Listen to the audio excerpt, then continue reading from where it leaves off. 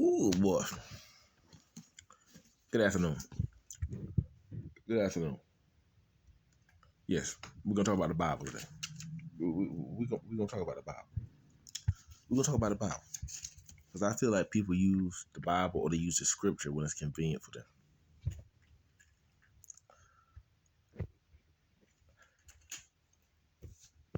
Sometimes I feel like I can't say what, but anyway, there's some older people that stay in the house with me, and I swear they quote the most simplest scriptures when it's convenient for them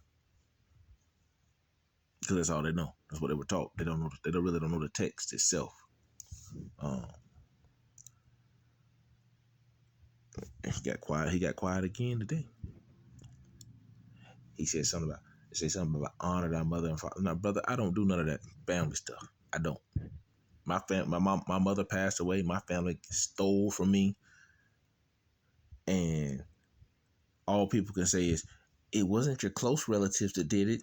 What? It was the close relatives that allowed the distant ones to get close to me enough to me to steal from me. What? But no, I don't do the whole family stuff, man. Cause they was in on it too.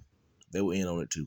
Cause the distant family relatives wouldn't have known what I had after my mother passed. It's the ones close to me who want pocket watching, who was trying to reap benefits or try to make me look or try to humiliate me for their own entertainment.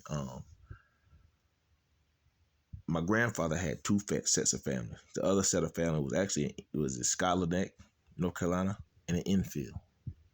So they're distant relatives. They're two sets of families. My father act like he don't know, but my uncle was one who told me. There's some more aunts and uncles that I had that stay in Scholar Neck, North Carolina, and Enfield. And then some of them migrated, they got married, and they moved to Durham, North Carolina. So the family's kind of mixed up. So there's two sides of the family. After my mother passed, I moved back to Rocky Mountain. The ones from, thank you, message.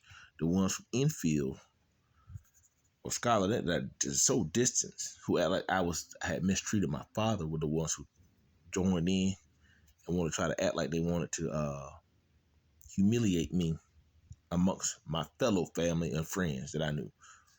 No, so I don't do the whole family thing. They can keep that. They can keep that whole family stuff to themselves. I don't do none of that stuff. I like to stick to myself, man. Like I say, I never had a cash app. Never had a cash app. People were hooking cash app and they were stealing from my account, stuff and right, man.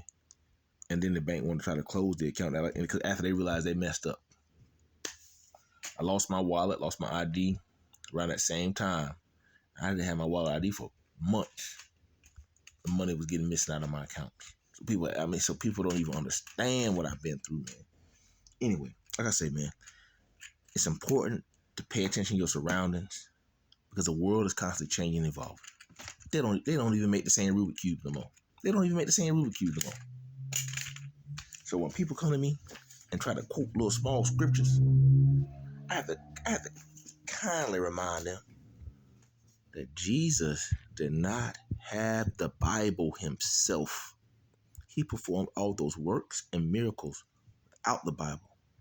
So anything that people quote from the scripture, most of the time, they quote what's convenient for them, not realizing that, hey, the text itself was written. The 66 books of the Bible were written by people who observed Jesus perform miracles and wonders. All the stories in the Bible were performed by people who had a personal relationship with God through prayer.